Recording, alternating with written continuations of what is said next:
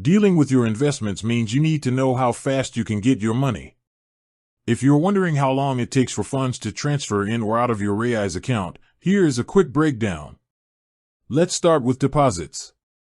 When you set up a deposit or a roundup, the process involves a couple of steps. First, Raiz sends a request to your bank to withdraw the money. This usually takes about 1 to 2 business days from the time you hit deposit. Next, once the funds are successfully withdrawn from your bank account, Raiz then uses that money to buy shares for your investment portfolio. This typically happens on the following business day. So, in total, you can generally expect your deposit to show up and be invested in your Raiz account within 2 to 3 business days. Just keep an eye on the daily cutoff times, as depositing after the cutoff may add an extra day to the process. Now for withdrawals, when you're taking money out of your Raiz account. This process has a few extra steps because your investments need to be sold first. Raiz works to sell the relevant shares for your withdrawal within 1 business day of receiving your request.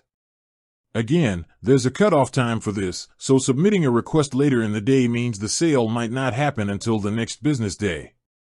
Due to stock exchange rules, once the shares are sold, it takes 2 business days for Raiz to receive the payment. This is called the settlement period. Finally, once Raiz has the funds, they transfer the amount straight to your linked bank account. This last step typically takes an additional 1 to 3 business days, depending on your bank's processing speed. Adding all that up, you can generally expect a full withdrawal to be back in your bank account within 5 business days. It might be slightly quicker, but 5 days is a good estimate to work with. Keep in mind these timelines are based on business days, so weekends and public holidays don't count and can extend the total time. Understanding these transfer times helps you plan your deposits and withdrawals effectively. If you have any concerns about a specific transaction, always check the Past tab in the Raiz app or contact their support team for the most accurate update.